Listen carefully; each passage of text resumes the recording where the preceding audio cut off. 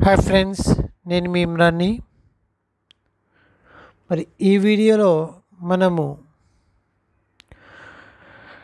9th క్లాస్కి సంబంధించిన new syllabus పద్ రైదాస్ రచించిన పద్యాల టాపిక్ గురించి ఈ వీడియోలో మనం మాట్లాడుకుందాము.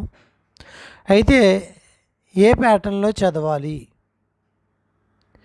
ఎట్లా చదవాలి? న్యూ సిలబస్ చాలా హార్ష్గా ఉంది. దాని గురించి నేను చాలా వర్క్ చేసిన తర్వాత ఒక డిసిషన్కి వచ్చాము. పద్యభాగం చెప్పడంలో పెద్ద వర్క్ ఏమీ ఉండదనుకోండి, కానీ గద్యభాగం చదవడమే మా వర్క్ షెడ్యూల్ అనేది తెలుస్తుంది.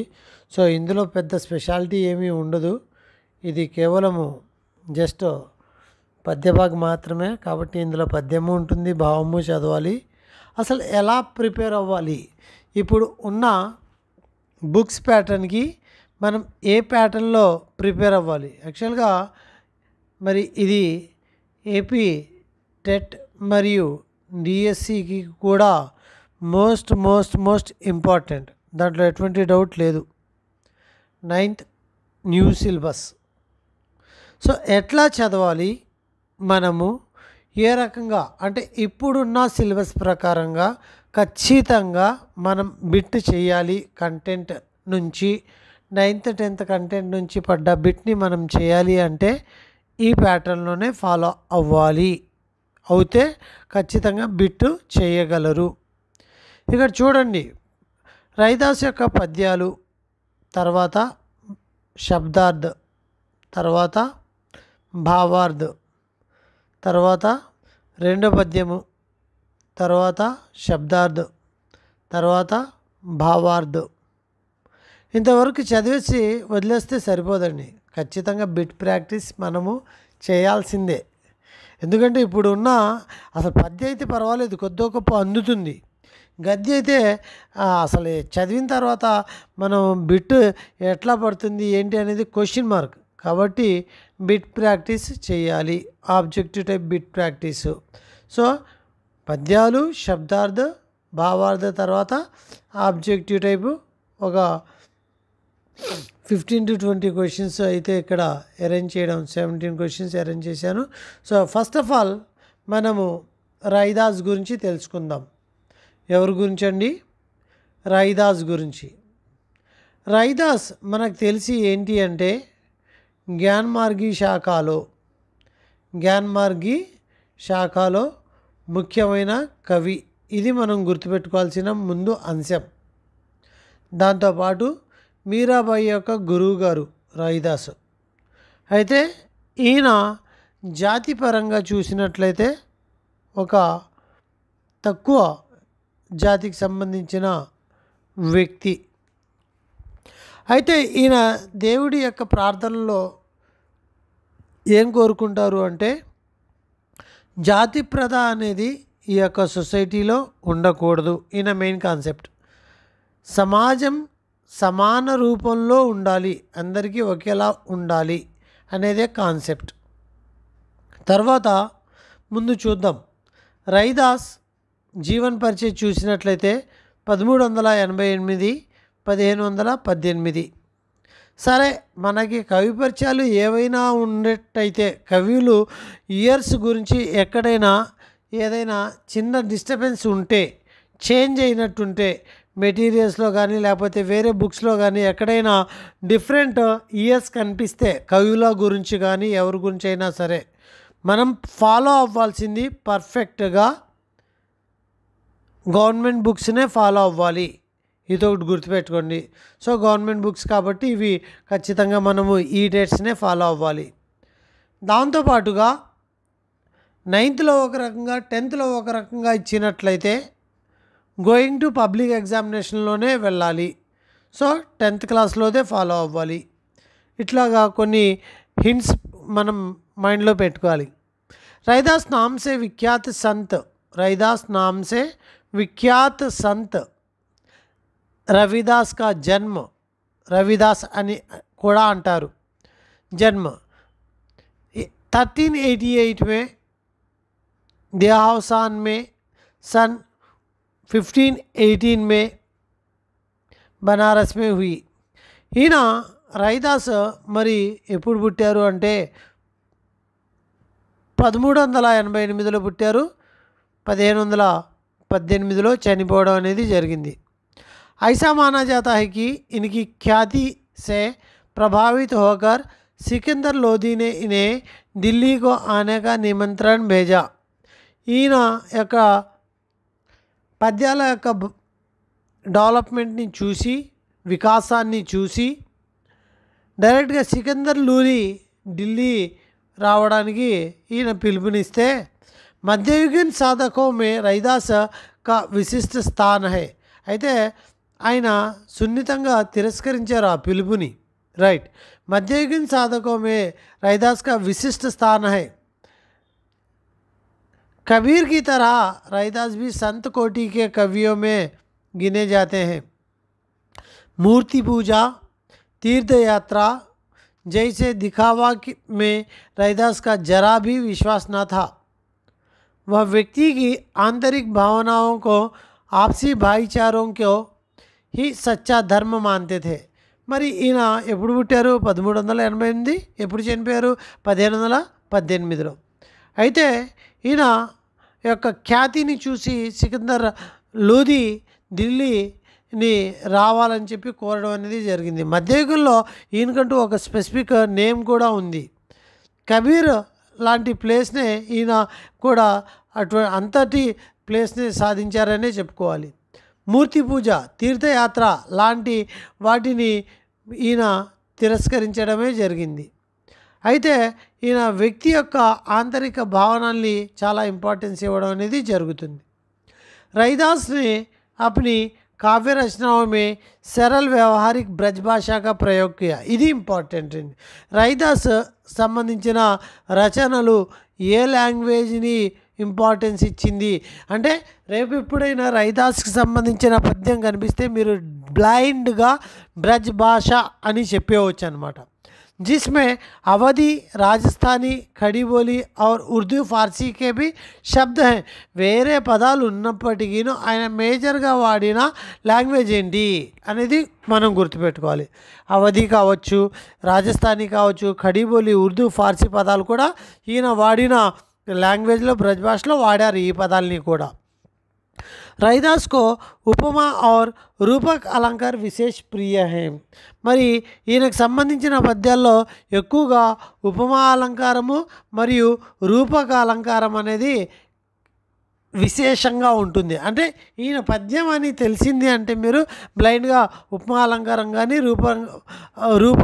రూపక అలంకారం కానీ మనం పెట్టుకోవచ్చు. అంటే ఎక్కువ అవకాశాలు ఈ అలంకారాల మీదే ఉంటాయి, అది గుర్తుపెట్టు. రవిదాస్ ఉపమా అలంకార, రూపక అలంకార. సో ఆయన పద్యం ఏదైనా కనిపించింది అంటే దానికి ఆ అలంకారం మనం పెట్టవచ్చు. సీదే సాదే पदों में संत कवि ने हृदय के भाव बड़ी सफाई से प्रकट किए हैं. इनका आत्मनिवेदन, दैन्य भाव, सहज भक्ति पाठक के हृदय को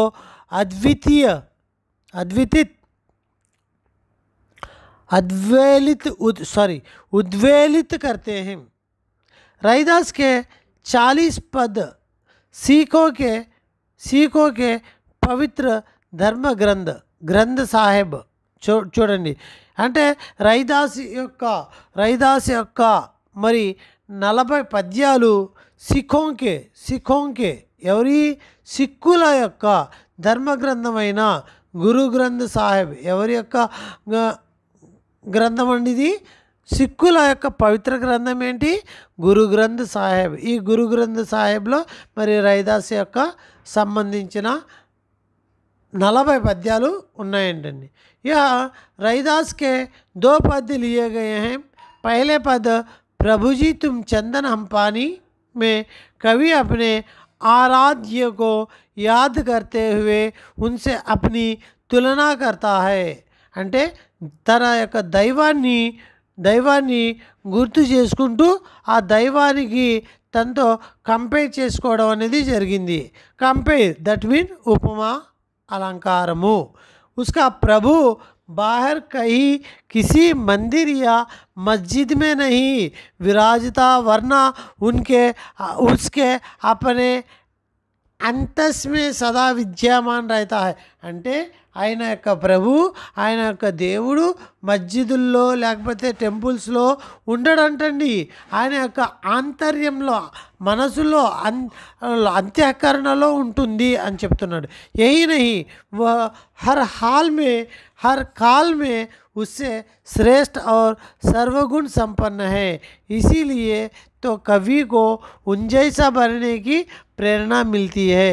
दूसरे पद में भगवान की अपार उदारता, कृपा, उनके समदर्शी स्वभाव का वर्णन रैदास कहते हैं कि भगवान तथाकथित निम्न कुल के भक्तों को भी सहज भाव से अपनाया है और उन्हें लोक में सम्मानीय స్థాన్ भी दिया है. రైదాస్ మరి నిమ్నకులపు వర్గాలకు కూడా మరి సమానంగా కాన్సెప్ట్ చేయడం, దేవుడు సమానంగా కాన్సెప్ట్ చేశాడని చెప్పి రైదాస్ నమ్ముతున్నారనమాట. అంటే అందరూ ఈక్వలే దేవుడి దృష్టిలో. అది దైవం యొక్క గొప్పతనము, అది దైవం యొక్క ఉదారత్వత భావము, సమదర్శి భావన అనేది దైవంలో ఉంది అని చెప్పి రైదాస్ ఇక్కడ ఈ రెండో పద్యంలో చెప్పడం అనేది జరుగుతుంది. ఎప్పుడు కూడా ఒక పద్యాన్ని చదివేటప్పుడు ఆ పద్యం యొక్క రైటర్ ఎవరు, ఆ పద్యంలో వాడిన లాంగ్వేజ్ ఏంటి, ఆ పద్యంలో వాడిన అలంకారాలు ఏంటి, ఇవి చాలా చాలా ఇంపార్టెంట్. సో దాన్ని బట్టి మనకి కవి రాసిన లాంగ్వేజ్ని బట్టి మనకి ఈజీగా ఐడెంటిఫై చేయవచ్చు. ఇది రైదాస్. మళ్ళీ ఒకసారి రిపీట్ చేసుకోండి. 1388లో పుట్టారు, 1518లో చనిపోవడం అనేది జరిగింది. ఈయన మూర్తి పూజ తీర్థయాత్రల్ని ఖండించాడు. మధ్యయుగంలో ఈయన చాలా గొప్ప కవిగా. సో బిట్ ఇలా కూడా అడగొచ్చు, ఎలాగా రైదాస్ యొక్క ఖ్యాతిని యాక్సెప్ట్ చేసి విన్న తర్వాత సికిందర్ లోధి మరి ఢిల్లీకి ఏ రాజా ఢిల్లీకి మరి ఆహ్వానించడం అనేది జరిగింది అంటే సికిందర్ లోధి ఎవరిని ఆహ్వానించారు అంటే రైదాస్ని ఆహ్వానించారు అని చెప్పి. సో ఆయన వాడిన భాష బ్రజ్ భాష, అన్య భాష పదాలు కూడా ఉన్నాయి. ఓకే. రైదాస్ ఉపమా అలంకార, రూపక అలంకారాల మీద చాలా ఎక్కువ ఇష్టపడ్డారు. మరి ఈ పద్యము ప్రభుజీతుం చందన్ హంపాని అనే పద్యంలో రైదాస్ తనని తాను ఉపమా అలంకారం ద్వారాగా కంపేర్ చేయడం అనేది జరుగుతుంది. మరి రెండో పద్యంలో దేవుని యొక్క గొప్పతనాన్ని, అయితే ఆ దైవం ఎక్కడుంది, తమ యొక్క ఆంతర్యంలో ఉంది అని చెప్పి కొలవడం అనేది జరుగుతుంది. ఇది రైదాస్ యొక్క కవి పరిచయం. మరి మనము పాఠంలోకి వెళ్దాం. ప్రస్తుత పద్యం చూసినట్లయితే अब कैसे छूटे राम नाम रट लागई. చూడండి, अब कैसे छूटे राम नाम रट लागी. प्रभुजी तुम चंदन हम पानी, जागी अंग अंग बास समानी. प्रभुजी तुम घन बन हम मोरा, जैसे चितवत चंद्र चकोरा. प्रभुजी तुम दीपक हम बाती, जागी ज्योति बरई दीन राती. प्रभुजी तुम मोती हम दागा, जैसे सोन ही मिलत सुहागा. प्रभुजी तुम स्वामी हम दासा, ऐसी भक्ति करई रैदासा. अब कैसे छूटे राम नाम रट लागी. प्रभुजी तुम चंदन हम पानी, जाकी अंग अंग बास समानी. प्रभुजी तुम घन बन हम मोरा, जैसे चितवत चंद्र चकोरा. प्रभुजी तुम दीपक हम बाती, जाकी ज्योति भरी दिन राती. प्रभुजी तुम मोती हम दागा, जैसे सोनी मिलत सुहागा.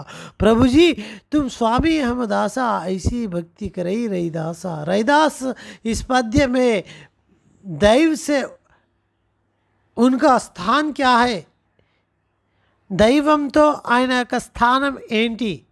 रट लागी जिसका अर्थ है, చూడండి ఇక్కడ रट लागी जिसका अर्थ है जबान पर चढ़ना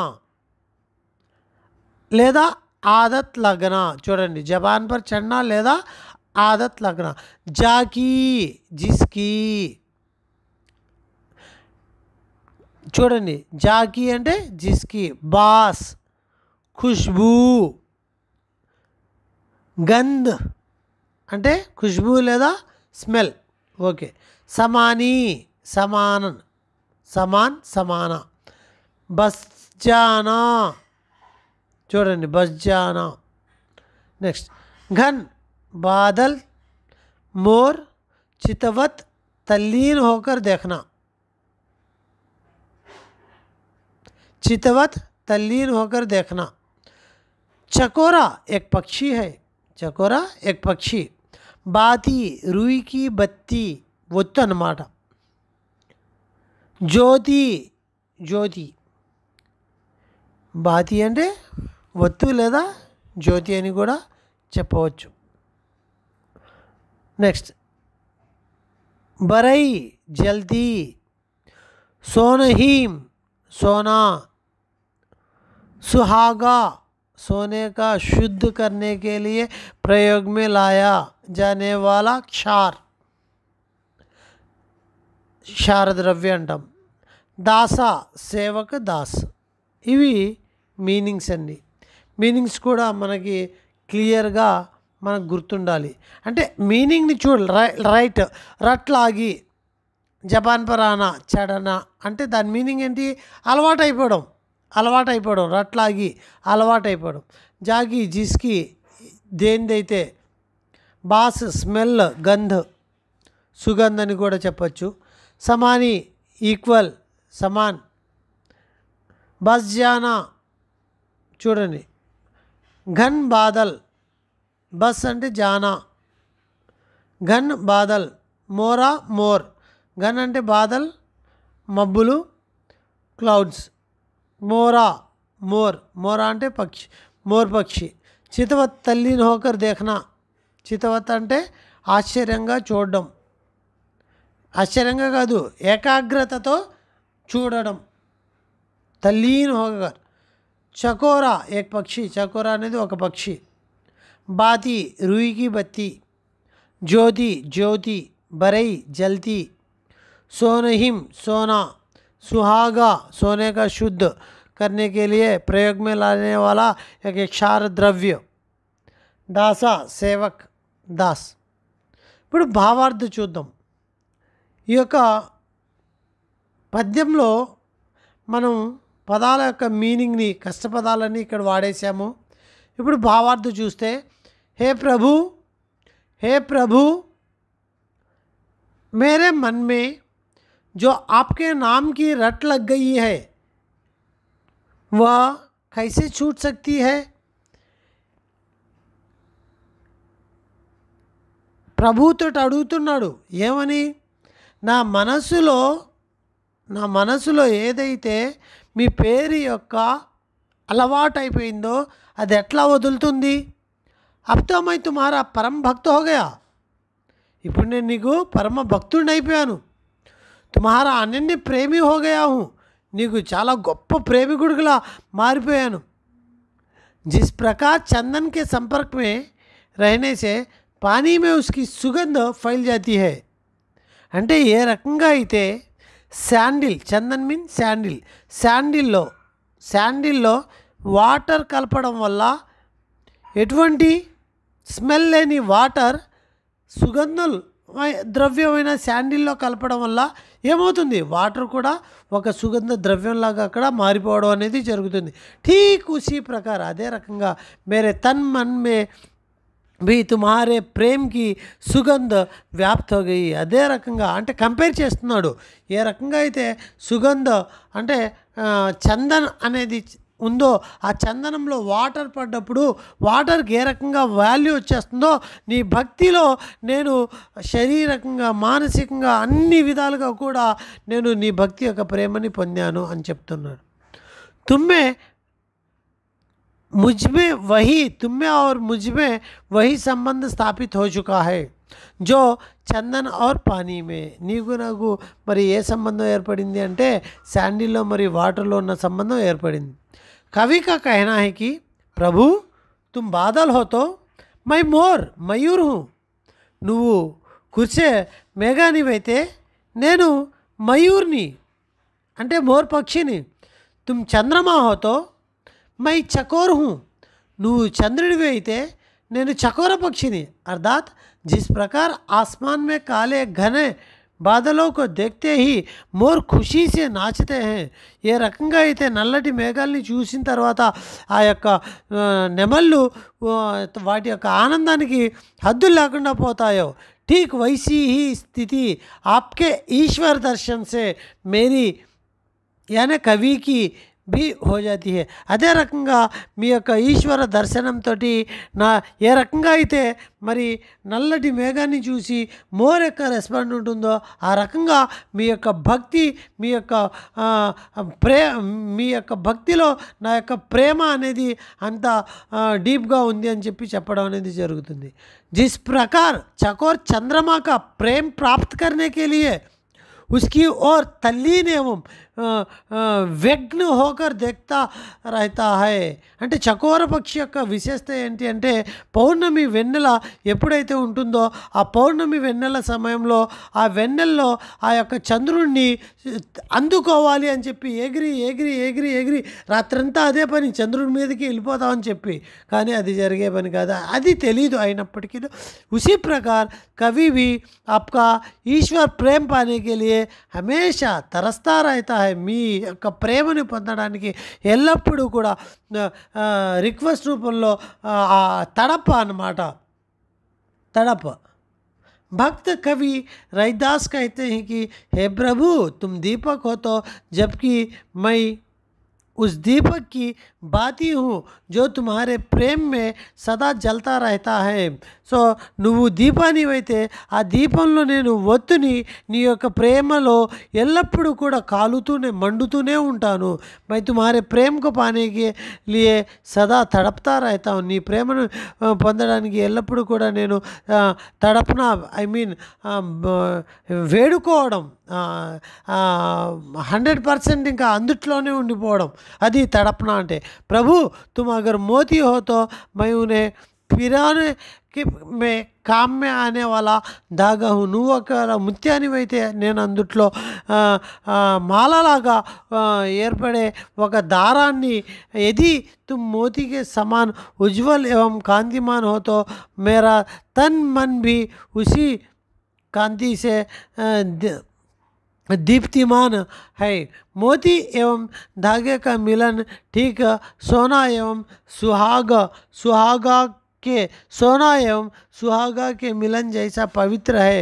మరి ముత్యము యొక్క దారం యొక్క ఎంత పవిత్రమైన సంబంధము అంటే, మరి బంగారానికి మరియు బంగారాన్ని కరిగించే ఆ ద్రవ్యానికి సంబంధించిన ఎటువంటి సంబంధం ఉంటుందో అటువంటి సంబంధం. जिस प्रकार सुहागे के संपर्क में आकर सोने का महत्व और बढ़ जाता है, उसी प्रकार तुम्हारे संपर्क में आकर मेरा भी महत्व बढ़ जाता है. ఏ రకంగా అయితే ఆ ద్రవ్య బంగారాన్ని తాగుతుందో మరి అప్పుడు వాల్యూ ఎప్పుడైతే పెరుగుతుందో బంగారము, అదేవిధంగా నేను నీ యొక్క భక్తిలోకి రాగానే, నీ యొక్క భక్తి ప్రేమను పొందగానే నేను పూర్తిగా तन्मय అయిపోయిన వాల్యూ కూడా అలాగే ఉంటుంది. हे प्रभु वास्तव में तुम ईश्वर स्वामी हो तो, मालिक हो तो मैं कवि तुम्हारा दास हूँ, नौकर हूँ. నువ్వు మాలిక్ అయితే నేను నౌకర్ని, నువ్వు వానర్ అయితే నేను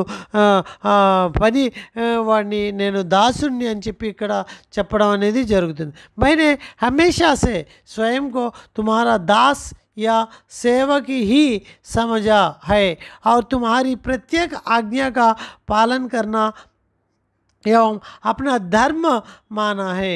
मेरी रैदास की भक्ति तुम्हारे प्रति एक दास की भक्ति के रूप में रहती है. మరి రెండో పద్యం చూసినట్లయితే దూసరా పద్య. సో ఇక్కడ మనం మొదటి పద్యంలో మరి రైదాస్ యొక్క కంపేర్, రైదాస్కి తమ భక్తికి ఉన్న వాస్తవం ఏంటి, కంపేర్ ఏంటి, ఆయన ఏ రకంగా తనని తాను దేవుడితో కంపేర్ చేసుకుంటున్నాడు, దేవుడి యొక్క ప్రేమని పొందడానికి ఆయన ఏ రకంగా మరి మునిగిపోయి ఉన్నాడు ఆ యొక్క దైవ ప్రేమలో పూర్తిగా. మరి తర్వాత మరి ఆయన కంపేర్ చేసిన విషయాలు ఏంటి, అట్లానే మరి నెక్స్ట్ రెండో పద్యంలో చూసినట్లయితే ఐసీ లాల్ तुझ बिन కౌను కరే, చూడండి, ఐసీ లాల్ తుజ్బిన్ కౌను కరే గరీబ్ నివాజు గుస ఈ ఆ గుస ఈ ఆ మేరా మాతై ఛత్రు ధరై జాకి జాకి छोटी जगत कहू लागई त पर तू हिम बरई निचहू उचकरई मेरा गोविंद कहू ते ना डरई नामदेव कबीरु तिलोचनु सधना सैनुम तरई कही रविदासु सुनहू रे संतहू హరిజీవుతే సభీ సరై. ఇక్కడ ప్రతి లైన్ కూడా మనకి మీనింగ్ అర్థం అవ్వాలి. ఐసీ లాల్ తుజ్బీను కౌను కరై గరీబు నివాజు గుసాయి ఆ మేరా మాథై ఛత్రు ధరై జాకి చోతి జగత్ కౌ లగై తా పర్ లూహి బరై నిచహూం చూడండి, నిచహూం ऊच करई मेरा गोविंद कहूते ना डरई नामदेव कबीर तिलचुनु सदना सैनु तरई कही रविदास सुनहू रे संतहू हरिजीవు తే సభై సరై.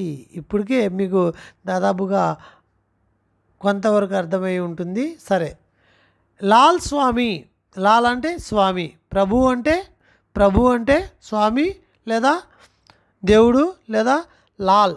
ఓకే, నెక్స్ట్ గరీబ్ అంటే గరీబ్ నివాజు అంటే గరీబో పర్ దయా కర్నే వాలా. గరీబ్ నివాజు అంటే గరీబో పర్ దయా కర్నే వాలా, పేదవాళ్ళపైన దయ చూపించేవాడు.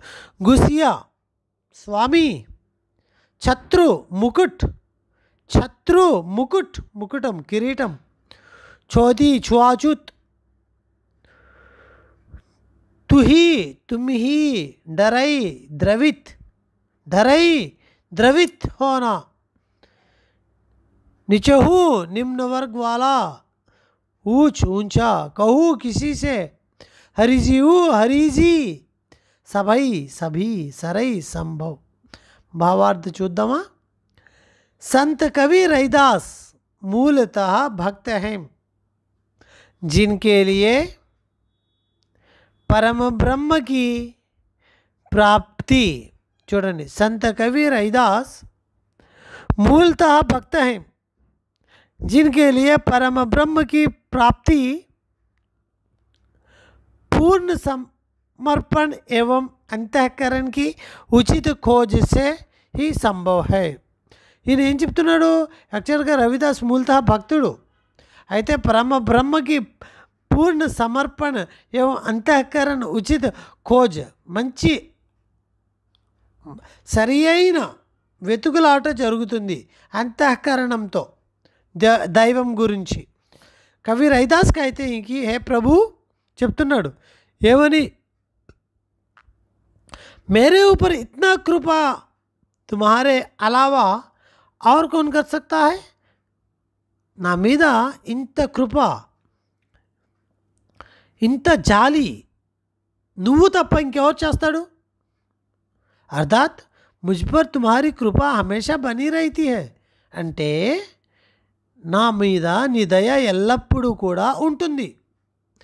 మేరే ప్రభు తుమ్ దీన్ దుఖియోं पर దయా కర్నే వాలా హో.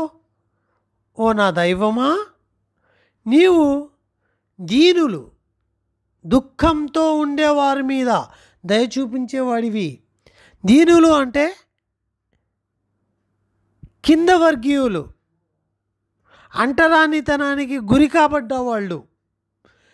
इसी का परिणाम है कि तुमने मुझ जैसे गरीब के माथे पर ముకుట రక్ దియా. దీని యొక్క రిజల్టే కదా నువ్వు నాలాంటి పేదవాడి పైన, నాలాంటి నీచ కులం మీద కూడా ఒక ముకుటాన్ని, ఒక కిరీటాన్ని ధరింపజేసేటట్టు చేసావు. కిరీటాన్ని ఉంచావు నువ్వు నా మీద. అంటే నిజమైన కిరీటం అని కాదు ఇక్కడ, అంటే అతని యొక్క వాల్యూని అంతలా పెంచాడు దైవం అని చెప్పి ఆయన మీనింగ్ అక్కడ. అర్థాత్ మేరే సిర్ పర్ రాజావో జైసా ఛత్ర ముకుట్, రాజుల్లాంటి కిరీటాన్ని तुमने गरीबों को सम्मान दिलाने के लिए ही रखा है। तुम सच में गरीबों एवं दीन दुखियों की చింతా करने वाला हो। నువ్వు నిజంగానే పేదవారి యొక్క మరి దుఃఖాన్ని కొలిచేవాడివి। कवि रैदास कहते हैं कि मुझ जैसे अछूत से संसार के सभी लोग बचना चाहते हैं। నాలాంటి అంటరాని తనానికి గురైన చాలామంది ఈ యొక్క ప్రపంచం నుండి కాపాడబడమని చెప్పి వేడుకుంటున్నారు। అలాగే मुझे छूने मात्र से ही वे स्वयं को अपवित्र समझने लगे। నన్ను తాగడం వల్ల వాళ్ళు అపవిత్రులు అయిపోతారని చెప్పి కొలుసుకుంటున్నారు। ఐసే అఛూత్ వ్యక్తి పర్ తుమ్ హీ ద్రవిత్ హువే హే, ఇటువంటి అఛూత్ వ్యక్తి మీద కూడా నీ యొక్క దయ, నీ యొక్క సానుభూతి నా మీద చూపిస్తున్నావు। తుమ్నే హీ కృపా కీ హై, నువ్వే నా మీద దయ తలిచావు, నువ్వే నా మీద నన్ను కనికరించావు। ద్రవితోనా కనికరించడము, కృపాధికానా। అలాగే ముझसे अपना సంబంధ बनाए रखा, నాతో సంబంధాన్ని ఏర్పరిచావు। మేరే గోవింద్ तुम किसी से भी नहीं डरते, ఎవరికి నువ్వు భయపడవు। और నీచి ప్రాణి కో భీ ఊంచా ఉఠా దేతే హై, కింద ప్రాణుల్ని కూడా నువ్వు పైకి ఎత్తేగలవు తలుచుకుంటే అని చెప్పి చెప్పుకుంటున్నాడు దైవంతో।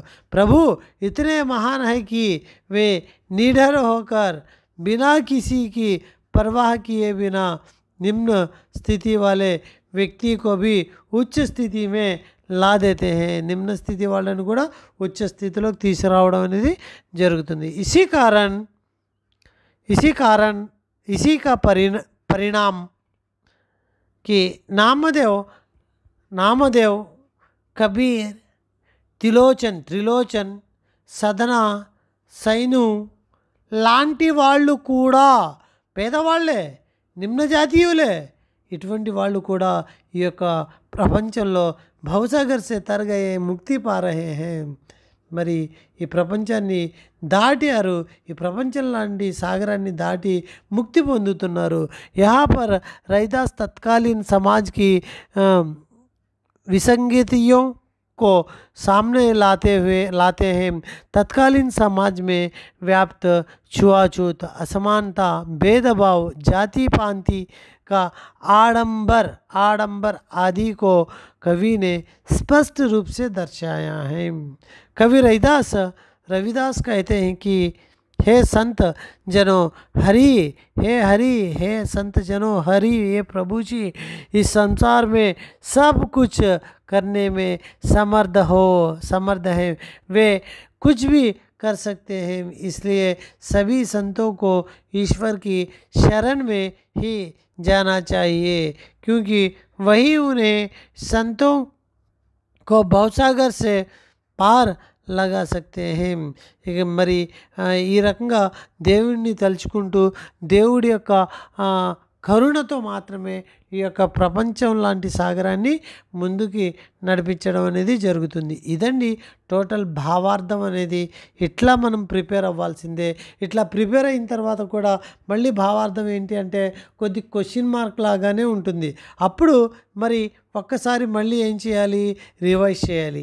భావార్థం ఏంటి, రెండో పద్యం యొక్క భావార్థము, మరి సమాజంలో అందరూ ఈక్వల్ అనే భావిస్తున్నారు ఇక్కడ రైదాస్। తర్వాత రెండోది ఆయన ఒక చమార్ జాతికి సంబంధించింది, అంటే ఒక చెప్పులు కుట్టుకునే జాతికి సంబంధించిన వ్యక్తి।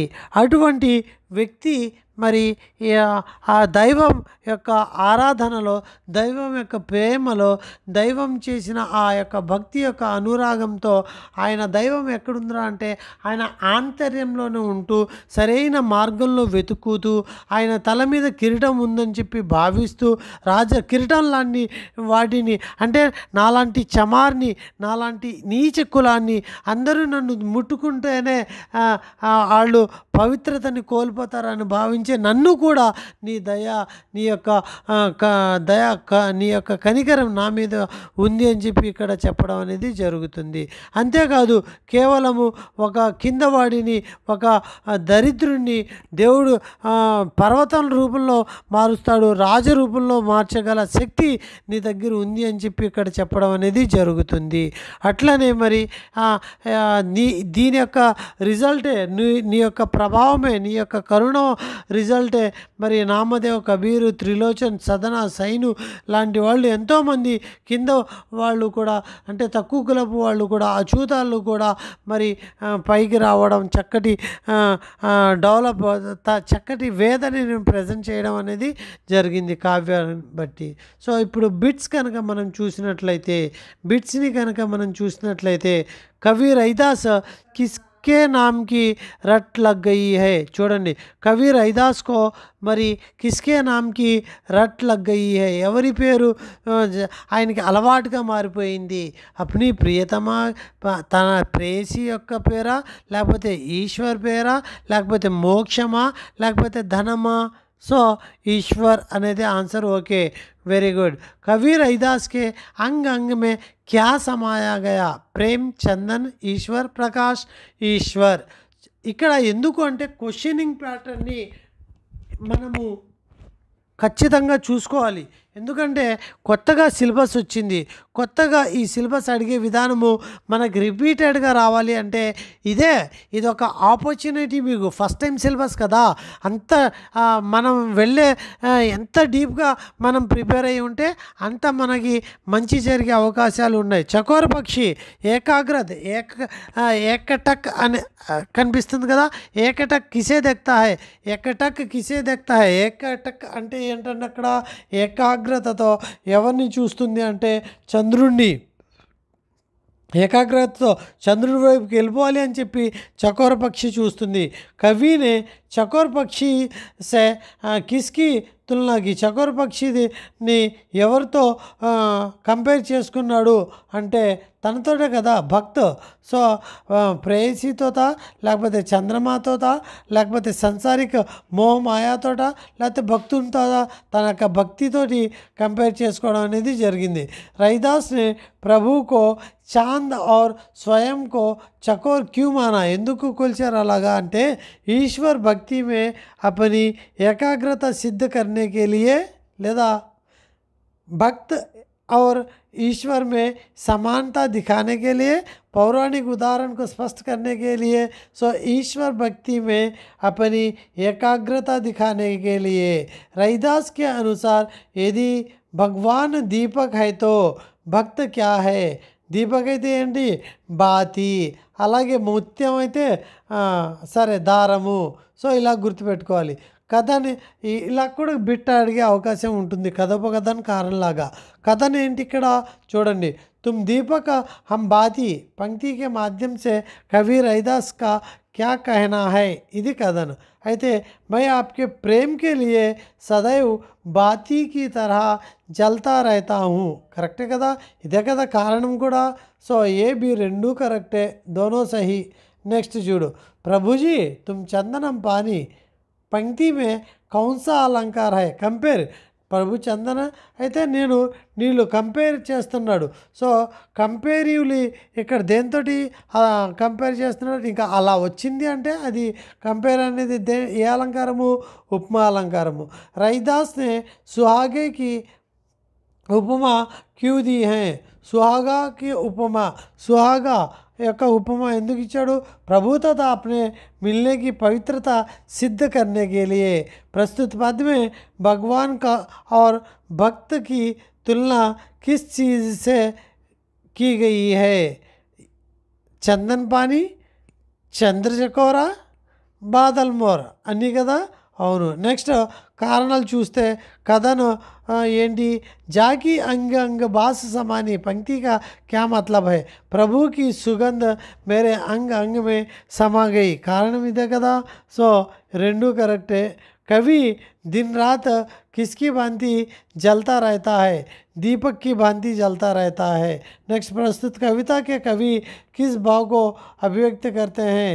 చూడు ఇక్కడ అంటే స్వామి కా భావ్ కాదు కదా, సో సమర్పణ కా భావ్, శ్రద్ధ కా భావ్, భక్తి కా భావ్. సో ఈ 1, 2, 3 అనేవి కరెక్ట్ అని చెప్పి మనం చూసుకోవాలి. प्रस्तुत पद के अनुसार धागे की कीमत कब होती है? जब उसके साथ मोती पिरोया जाए तो. సో నెక్స్ట్, కవినే గరీబ్ నివాజు కిసే కా? గరీబ్ నివాజు అని ఎవరన్నాడు?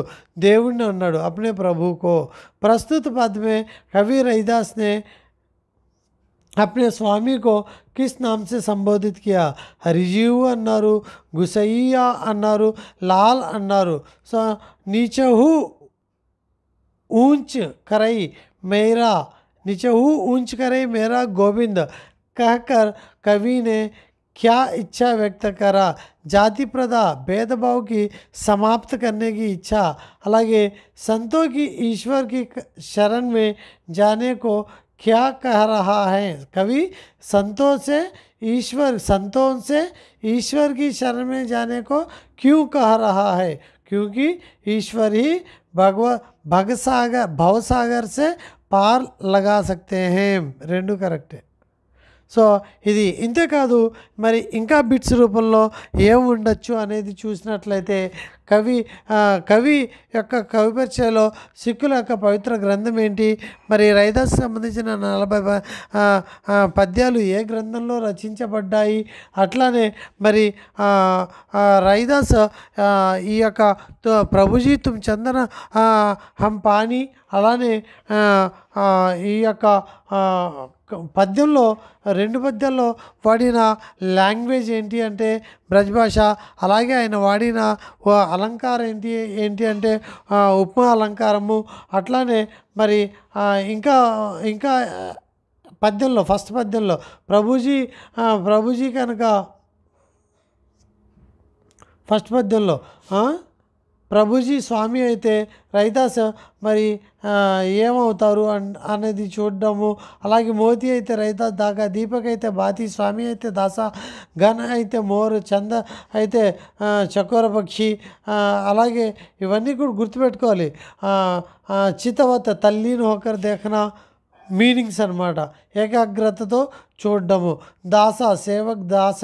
అలాగే నెక్స్ట్ ఇంకా క్వశ్చన్స్, ప్రభువుని ఏ పేర్లతో కొలవడం అనేది జరిగింది.